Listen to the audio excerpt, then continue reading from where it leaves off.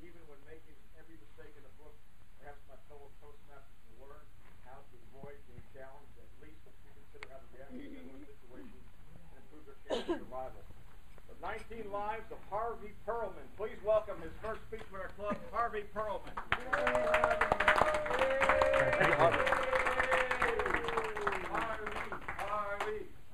Thank you, Mr. Table Topics, Mr. Toastmaster, fellow Toastmasters, and most welcome guests. How many of you have ever defied death? Once? Twice? 3 times? How about 19 times? Wow.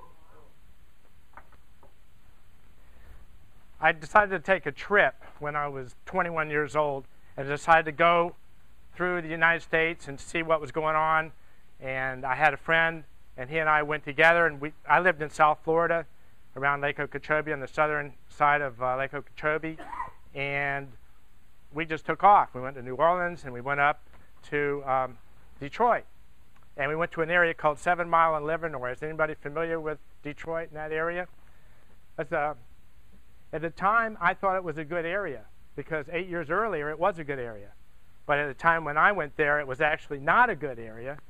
And 2 guys were walking towards us dressed in white shirts and white pants. And one gentleman came up to me and he said, "Do you have any spare change?" And I said, "Gosh, no, I really don't." And we just kept on walking. And right behind me, this guy comes up and he goes, "No, I want your money." And I said, "Why didn't you say so?" And I went like this, bam, bam, and they both went down like a ton of potatoes. And fortunately for them, I shot them right between the eyes with a .22 caliber tear gas pistol. Now, it was fortunate for them because they didn't go blind. It was bad for me because one of the guys got up holding his eyes, and he chased me after we had run all the way to the car. And I was getting my keys and trying to get in the door, and I couldn't get in the door, and I finally got calm, and I opened the door, and I got in, and I opened the door for my friend, and I slammed down the lock, and right in my face was this guy banging on the window trying to break in. I couldn't believe it. So again, I had to get my key in the ignition. I slammed on the gas, and I screeched out into 4 lanes of traffic in Detroit. Luckily, there was nothing coming. I don't know what happened to him. I was done worrying about his health, and I certainly wasn't going to reconciliate anything at that point. So we drove for about 50 miles. We didn't say a word. I didn't even know where we were. But finally, we were safe. 7 years later, I get a job working in a group home as a group home counselor. And I thought this was a great job because I'd studied psychology, and I thought, gee, this is going to be wonderful. I'm going to help some children. And these were dangerous, delinquent, disturbed children. And they did not train us on how to disarm them or contain them or fight or do anything. And I had no background. I was never a fighter. And one day, I hear this scream coming out of the kitchen. "Mr. Pearlman, Mr. Pearlman, Mr. Pearlman! Joey's trying to kill Ricky with a knife, a butcher knife. Come quick!" I'm like, "Oh, right." So, yeah, I'll be right there.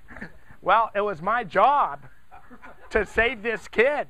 And I didn't want to die. Well, quickly, the image of Tonto. Any of you familiar with Tonto and the Lone Ranger? Okay. Well, that popped into my head. I grabbed a big fluffy towel, put it around my arm, and I went into the room, and I moved Ricky out of the way, and there was this guy with a knife, and he was intent. He intended to hurt me now because I had stopped him. And I said, go ahead. He wasn't interested in my game. He was going like this and like that, and he knew how to use that knife. Well, after a while, he got tired. Thank God he missed me, and I put my arm out like that, and he sliced it really hard. But luckily, the fluffy little towel helped, and I didn't get cut. And then I rushed him, and I grabbed his hand, and I slammed it down on the table just like in the movies. It wasn't as easy as in the movies, trust me. It was a lot harder. And I was getting tired. And the knife did finally slide out, fell on the ground, kind of like this cord. And then I took his hand, I put it in an arm lock. How I learned this? It must have been Tano. And I put my hand like this. I had him in a neck lock and an arm lock, and I pulled up on it really tight just to let him know who the boss was. And then I whispered something in his ear, and I said, Joey, don't make me have to kill you. Well, I wouldn't have killed him, but I wanted him to stop. And he did. I said, go to your room. He went to his room. It was a miracle. Oh, was I relieved. Will you ever have to confront death? Defy it? Will you ever be in a bad situation? There's 3 rules of combat that I've discovered now, and I failed every one of them. Looking back, number 1, don't be in a bad situation. Don't go in a bad area. Don't get a job where it's dangerous. Number 2, the second rule of combat, Harvey's rules of combat, is don't underestimate your opponent or your attacker. And the third rule is, if you have to fight and you got no other choice, be sure you disable that person so they can't get up and you can get out of there.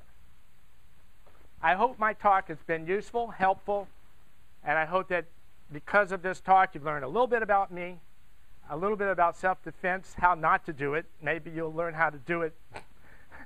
I did get away, so there was some success in it. And have a happier, healthier, and a longer life. Mr. Toastmaster.